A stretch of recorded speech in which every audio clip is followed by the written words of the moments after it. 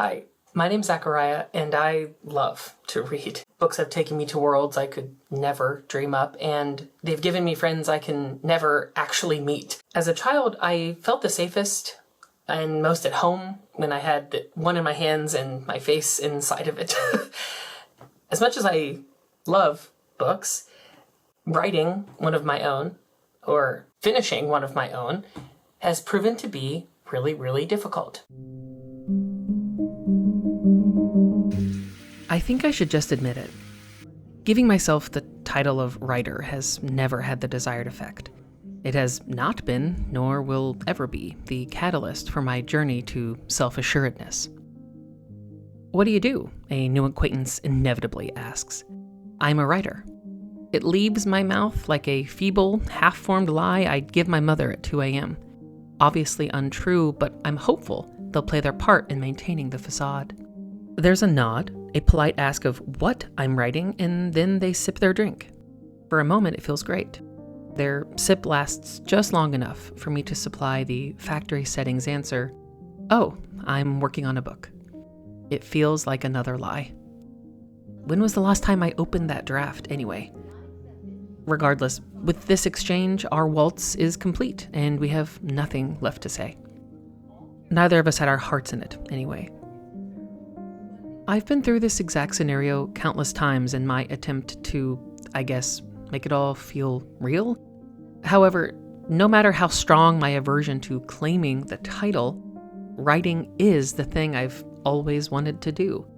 I've kept it behind a locked door in my brain until it felt genuine. When I was younger, I was informed that a career in writing, let alone an interest in it, was too big of a gamble. Just saying it out loud felt irresponsible and reckless. I should find something stable and respectable. Something that would pay for a house and the family car and a yearly vacation and support a wife and kids, and the last two were out of the question. Happy to report my husband and I celebrated our 1-year anniversary in September. I've been in my 30s for a minute now, and over the last few years, I've grappled with the fact that I'm still letting thoughts from 20 years ago dictate who I am and what I do. If I'm ever going to shake these feelings and take writing or myself seriously, I think it makes sense to air these things out loud. My eagerness for and avoidance of new projects, barriers I've constructed for myself, my growing feelings of inadequacy and self-doubt, whatever it is that makes it so difficult for me to finish something. If you're like me, starting something new can be just as much of a struggle as actually completing that project. Putting pen to paper to draft the next great American novel, or placing the first stain on a fresh coat of gesso for the portrait of your mother. Whatever endeavor it is, I can feel myself getting swept up in the anticipation and thrill of creation. I believe there's immeasurable importance held within those fleeting moments before any project begins in earnest. In my mind, I've sort of built these moments up, and their significance has only grown because of it. That first, long brushstroke is a timid but bold declaration that this project, this new thing, has a value equivalent to the time and life being spent to create it. It's a silent wager we make every single time we sit down to craft something. The stakes feel bigger the older I get and the longer I wait to actually start anything. I desperately want it to be perfect, so, of course, instead of starting, I'm always waiting.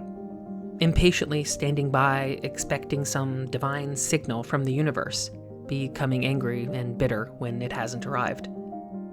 Despite my inability to start or finish a project, I do experience a constant desire to write.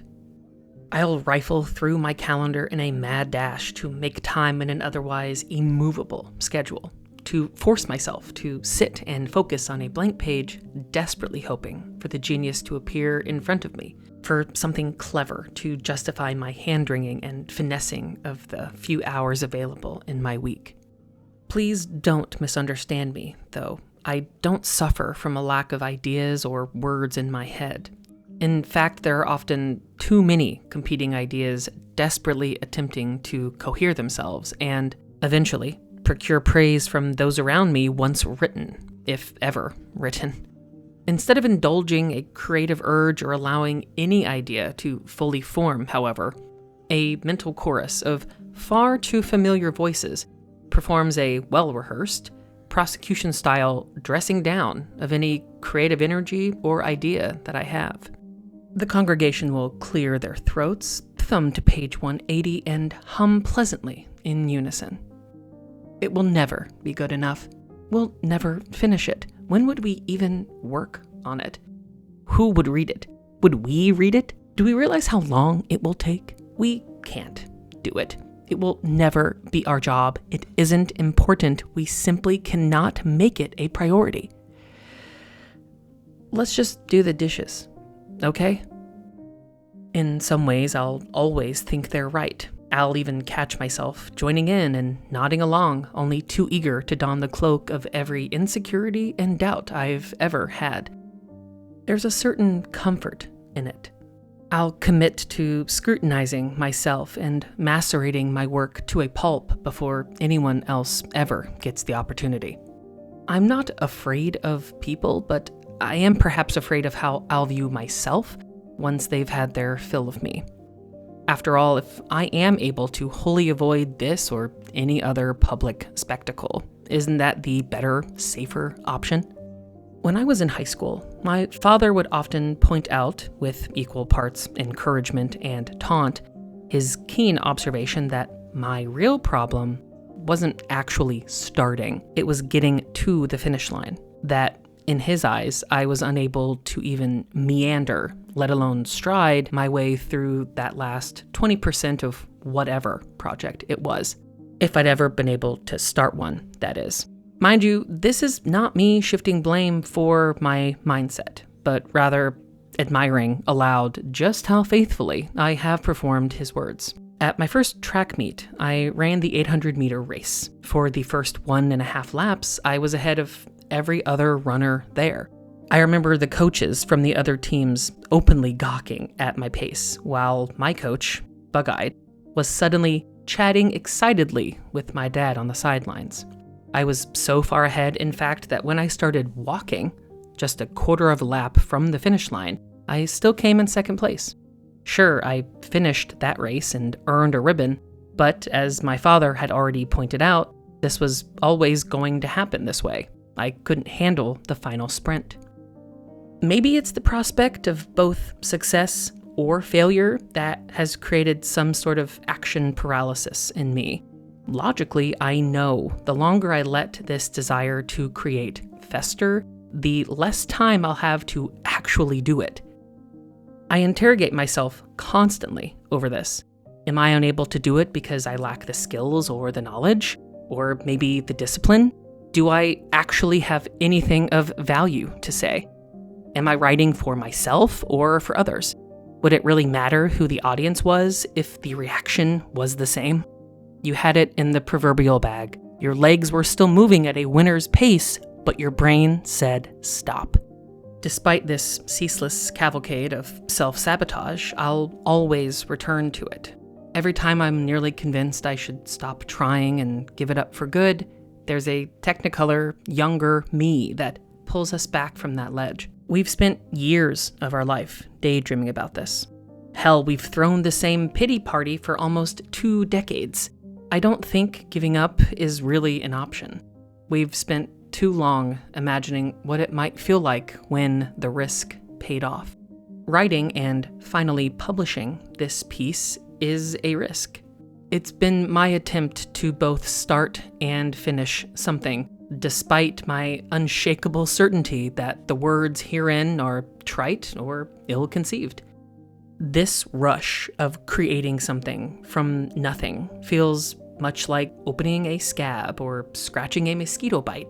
It's addictive and uncomfortably satisfying. It really is unfair how something which renders me more self-conscious than my job performance or my weight can make me feel so accomplished or happy or useful. I'm really unsure, but I'll bask in whatever it is for as long as the feeling will hold me. So now, I'll let myself relax, and I'll finish these dishes from last night's party as previously instructed. Then, once my hands dry, I'll sit down at my computer and attempt once more to ignore the choir, practicing their scales. Hey, thank you so much for watching. It feels really good now that I have said all of that. I wrote that piece a long while ago during a bout of serious burnout and frustration. I had gotten into BookTube and AuthorTube and Book Talk, and I was feeling a little frustrated that I didn't have as much time or ability, as other folks online to read or write or just generally do creative things.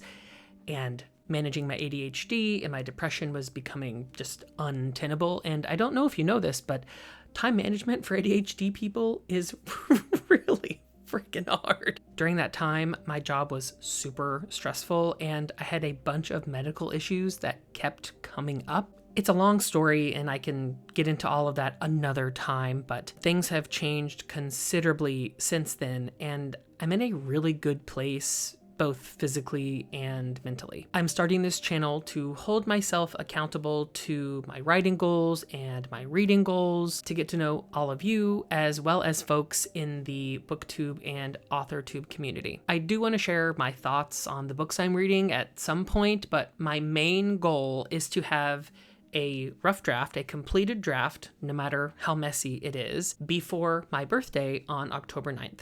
I've mostly plotted out the book that I'm focusing on. I'm calling it the September Project because it seems like everybody does a snappy name when they want to do something. I don't want to give too much away about the book itself, but I will say it involves parental relationships, found family, a magical library, and the connection between necromancy and healing magic. I feel like they're kind of part of the same spectrum. So anyway, that's all I'm going to say about that for now. Again, thank you all so much for watching. If you are so inclined and you'd like to follow along, please don't forget to subscribe. I will see you all in the next video. Bye.